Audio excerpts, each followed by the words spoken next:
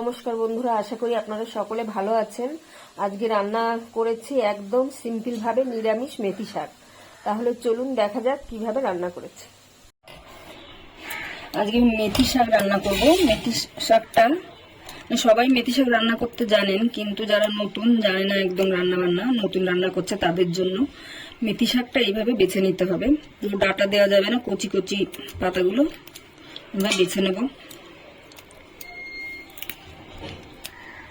এইভাবে সব মেথি শাক আমি বেছে নেব।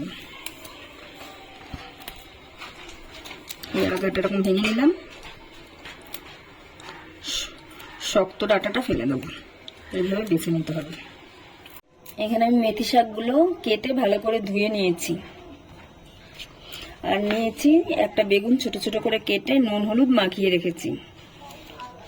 এখানে কড়াইতে তেল গরম করতে দিয়েছি, তেলটা আমার গরম হয়ে গেছে। আমি এখন বেগুনগুলো ছেড়ে দিচ্ছি।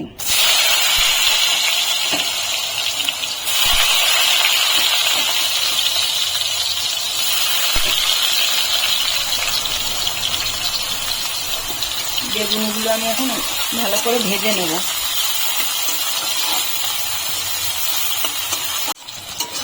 বেগুনগুলো লাল লাল করে ভাজা হয়ে গেছে, আমি এখন বেগুনগুলো তুলে নেব।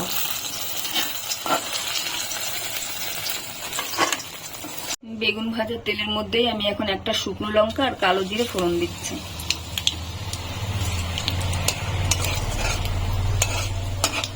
এখন আমি মেথি শাকগুলো ছেড়ে দিচ্ছি। আমি এখন এর ভিতরে সামান্য পরিমাণে নুন দিচ্ছি। আর যারা মেথি শাকে ঝাল খান না তারা লঙ্কাটা তারা দেবেন না। লবণটা দিয়ে আমি ভালো করে নেড়ে চেলে দিলাম। এখন আমি ঢেকে দিচ্ছি। শাকটা আমার অনেকটা নরম হয়ে গেছে, আমি এখন এর মধ্যে একটু হলুদ দিয়ে দিচ্ছি।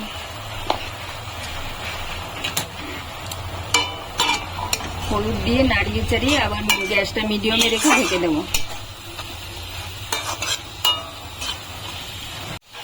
এখন আমি সামান্য পরিমাণে একটু মিষ্টি দিচ্ছি।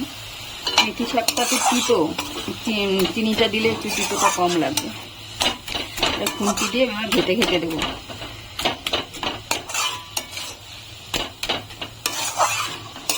হয়ে এসছে, এখন আমি এর ভিতরে বেগুনগুলো দিয়ে দিচ্ছি।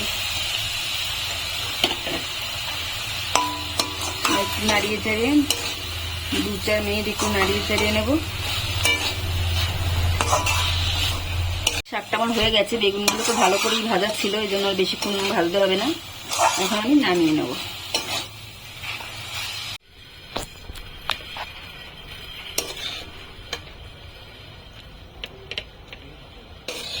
শাক রান্না তৈরি হয়ে গেছে। আপনারা এইভাবে রান্না করুন। কেমন হয়েছে কমেন্ট করে জানাবেন এবং চ্যানেলটিকে সাবস্ক্রাইব করবেন এবং একটা লাইক করবেন।